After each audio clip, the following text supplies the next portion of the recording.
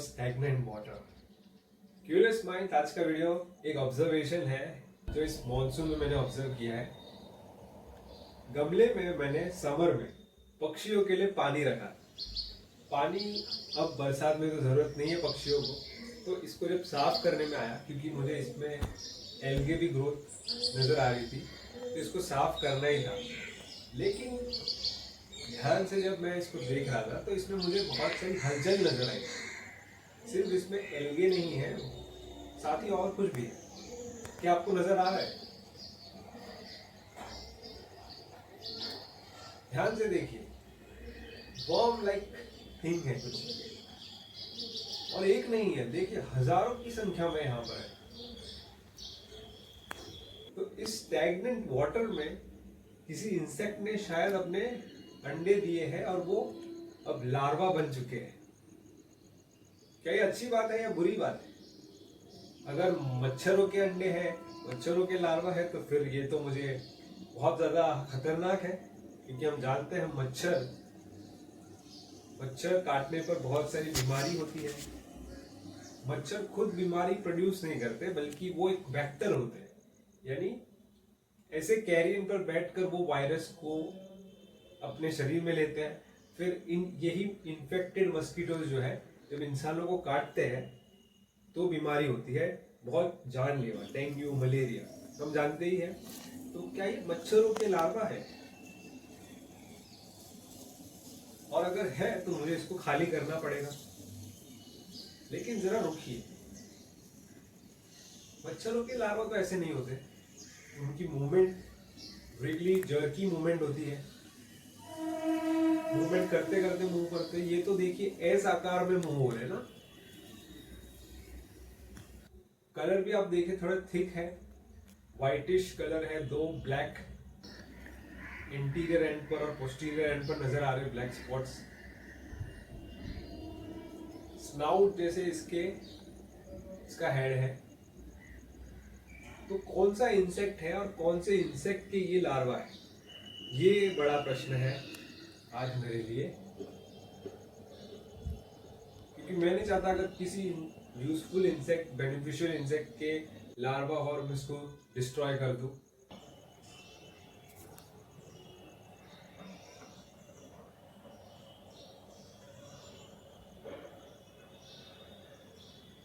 और कौन से ऐसे लार्वा है जो ऐसे एक्वेटिक कंडीशन में रह सकते हैं मच्छरों के अलावा, और साथ ही एल्गे पे फीड कर सकते हैं। तो मुझे थोड़ा जूम इन करना पड़ेगा, कुछ चीजों को थोड़ा ब्रॉड से थोड़ा मुझे नैरो करना पड़ेगा और किसी एक चीज पर आना पड़ेगा। तो शुरू करते हैं डिप्टेरा ऑर्डर से। डिप्टेरा ऑर्डर में ही ऐसे लार्वा होते हैं। मक्खियाँ, यानी डिप्टेरा यानी दो पंख वाली मक्खियाँ। मक्खियाँ आप जानते हैं किसी सड़ रही चीज पे, चाहे वो डेड बॉडी हो या फिर ब्लो फ्लाइज डेड बॉडी में, और बहुत सारी मक्खियाँ ऐसे पानी में ही अंडे देती है और उसमें लार्वा उनके स्टैग्नेंट वाटर में ही फीड करते हैं। तो किसी डिप्टेरा ऑर्डर की यानी मक्खी के ये लार्वा हो सकते हैं। लेकिन सिर्फ मक्खियों के नहीं, बल्कि हाइमेनोप्टेरा ऑर्डर और कोलियोप्टेरा बीटल्स के ऑर्डर में भी कुछ फैमिलीज हैं जिनके लेगलेस लार्वा होते हैं। लेकिन एक्वेटिक कंडीशन है तो मुझे लगता है किसी डिप्टेरन ऑर्डर के यानी मक्खी के ही ये लार्वा है।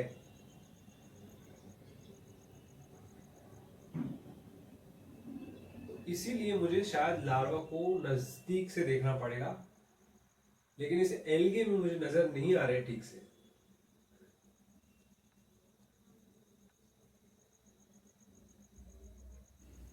ये देखिए, सतह की ओर एक लार्वा है।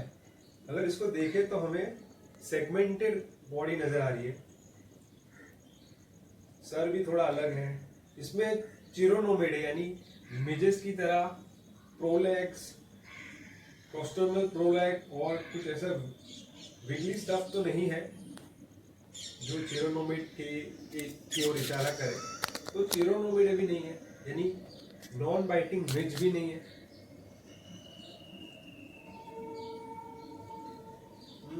तो क्या ये बाइटिंग मिज है? वाह, ये बहुत ज्यादा मेरे लिए बहुत ज़्यादा स्पेशल होगा अगर मुझे बाइटिंग मिच के भी लार्वा मिल जाए, क्योंकि हम जानते हैं, मैंने कुछ ही दिनों पहले नॉन बाइटिंग मिजेस के लार्वा को देखा है, तो साथ ही में बाइटिंग मिजेस का होना ये मेरे लिए बहुत स्पेशल होगा अगर ऐसा है तो। बाइटिंग मिच जो है वैसे ये सेराटोपोगोनिड, हमारे नॉन बाइटिंग मिच चिरोनोमिड है और ये है सेराटोपोगोनिड। तो ये बाइटिंग मिच के लार्वा है। बहुत ज़्यादा एडल्ट बाइटिंग मिच बहुत नोटोरियस है क्योंकि काटती है, काटने वाले ऐसे छोटी मक्खियां हैं, मच्छरों की तरह नजर आते हैं लेकिन मच्छर नहीं है।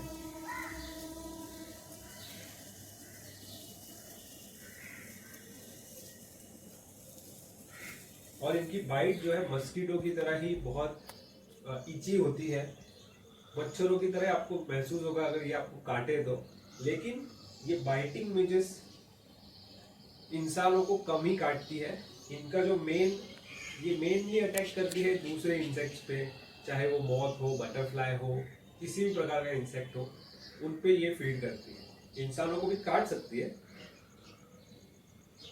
तो अगर ये, जैसा कि मुझे लग रहा है कि ये सेराटोपोगोनिडे यानी बाइटिंग मिच के लार्वा है, तो उसकी क्लासिफिकेशन को भी देखते हैं। ऑर्डर डिप्टेरा के अंदर सब ऑर्डर नेमाटोसेरा। अब नेमाटोसेरा इसलिए भी इंटरेस्टिंग है जानना क्योंकि इसी में हमारे मस्कीटोज भी आते हैं। तो मस्कीटो और ये मिच, ये दोनों रिलेटेड है, ये तो हम समझ पाते हैं, कंक्लूड कर सकते हैं। मच्छरों की तरह नजर आने के पीछे शायद यही कारण है कि ये दोनों की लीनियज जो है शायद सेम है।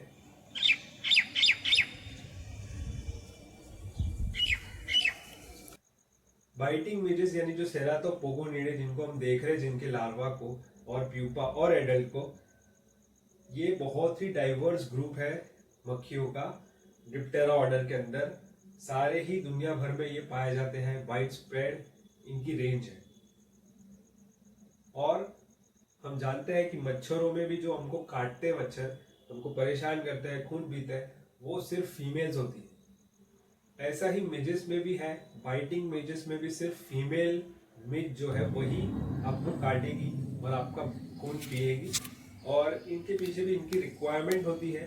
फीमेल्स को अंडे के प्रॉपर डेवलपमेंट के लिए प्रोटीन वाला एक ब्लडी मील चाहिए होता है, जिसकी वजह से ये हमें काटती है और हमारा खून पीती है। जब हमारा खून पीती है तो वो तो ब्लड ही बोलते हैं उसको, लेकिन जब ये इंसेक्ट्स को काटे तो उसको हेमोलिम्फ कहा जाता है, जो इंसेक्ट का ब्लड होता है, हमारे से अलग होता है कलर में। इनमें भी मस्कीटो की तरह, मच्छरों की तरह जो मेल होते हैं वो काटते नहीं है, बल्कि पोलन पे, नेक्टर पे यानी फूलों पे ही फीड करते हैं। इतना ही नहीं, ये जो हम फैमिली देख रहे हैं सेराटोपोगोनिडे, ये बहुत ही, यही नहीं बल्कि जो मिजेस की फैमिली है, मिजेस का ग्रुप है, ये बहुत एंशिएंट ग्रुप है। और इनके जो फॉसिल रिकॉर्ड्स मिलते हैं ये इनको बहुत ही ओल्ड ग्रुप बना देते हैं, अर्ली क्रेस्टेशियस पीरियड के।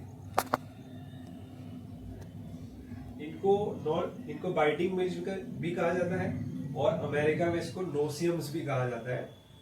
मोस्ट लाइकली जो स्पीसीज है वो फोर्सिपोमिया या फिर एट्रिकोपोगोन नाम के जीनस की स्पीसीज हो सकती है, तो सब फैमिली। इनके लार्वा ही बिल्कुल ऐसे ही जैसे हम देख रहे हैं, ऐसे स्टेगनेंट वाटर में, शैलो वाटर में, सड़ रहे लीफ लिटर में, मॉस के ऊपर, एल्गे में फीड करते हुए देखने मिलते हैं इनके लार्वा से। तो फाइनली मुझे बाइटिंग मिच और नॉन बाइटिंग मिच दोनों एडल्ट्स तो मुझे नजर आते ही है, लेकिन लार्वा भी देखने मिले। तो इस बरसात में मुझे इनकी पूरी साइकिल को देखने मिला, बहुत ज्यादा ग्रेटफुल हूं मैं।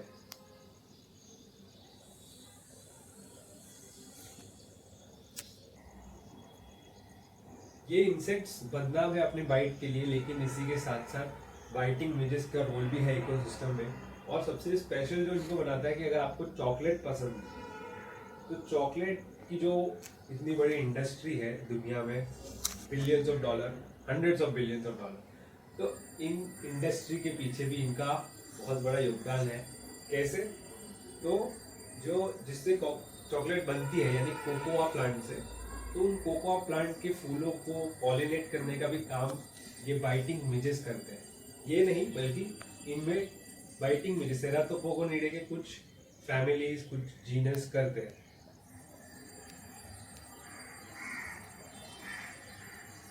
कॉमनली तो हम जानते हैं कि बटरफ्लाईज और बीज दुनिया भर के फूलों को पॉलिनेट करते हैं जिनसे फ्रूट प्रोडक्शन होता है, लेकिन कोकोआ एक ऐसा स्पेशल प्लांट है जिसमें बाइटिंग मिजेस भी, खासतौर पर जो मेल होते हैं, फीड करते हैं पोलन पे, नेक्टर पे, वो इनको पॉलिनेट करते हैं जिससे चॉकलेट तैयार होती है। तो आपको अगर चॉकलेट पसंद है और आपको ये फैक्ट नहीं पता था तो कमेंट में मुझे बताइए, और आप इस इंसेक्ट को थैंक यू भी कर सकते हैं इनके इस रोल के लिए। आपके फेवरेट ट्रीट को किसी भी ओकेजन में, जो आपको आपके ओकेजन को स्पेशल बनाती है चॉकलेट, उनमें इनका बड़ा योगदान है।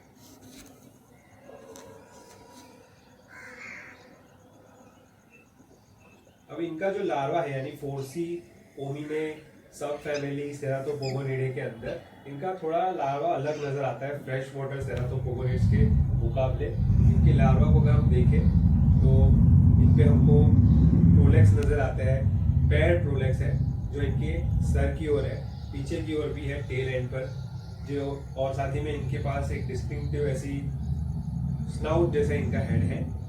कुछ सेशेस भी होते हैं इन पे, बड़े हो सकते हैं, कुछ माइक्रोस्कोपिक भी हो सकते हैं जो इनके पूरे एब्डोमेन पे होते हैं जिनसे ये मूव कर पाते हैं। और दूसरे सेराटोपोगोनिड्स के लार्वा जो सुई जितने पतले होते हैं वैसा तो नहीं है, तो अलग है।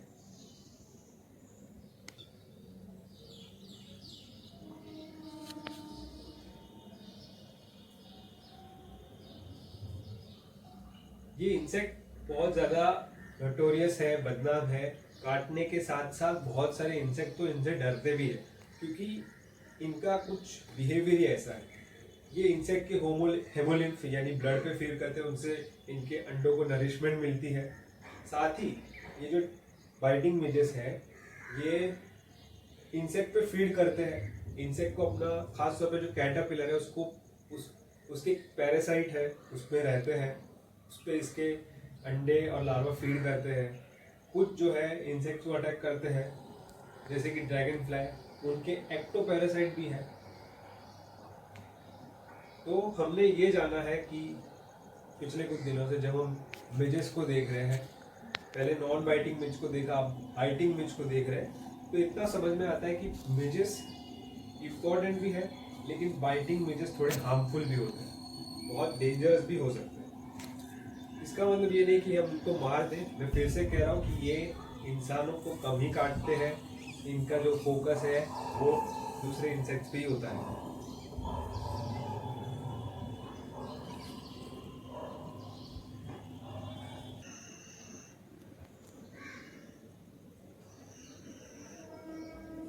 अब क्योंकि ये मस्कीटो की तरह नजर आते हैं, मच्छरों की तरह, तो कई बार आप अनजाने में मच्छर की जगह पर किसी मिर्च को मार रहे हो। ये आपको ऐसा ध्यान में रखना है क्योंकि आपको एक बार देखना है, क्योंकि इनके जो फोर लेग होते हैं वो थोड़े ऐसे लंबे होते हैं, ओवर स्ट्रेच फोर लेग्स होते हैं जिनकी मदद से आप इनको पहचान सकते हो।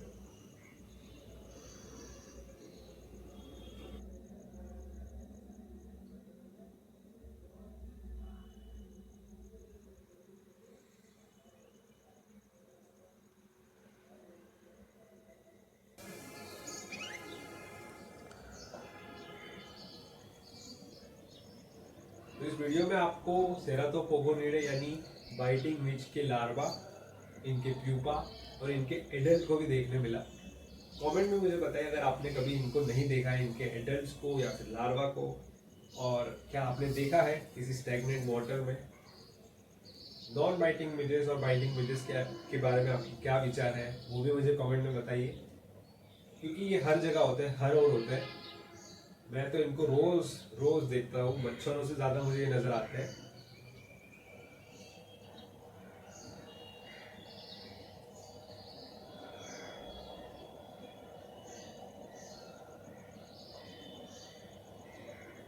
अब मुझे पता चल गया,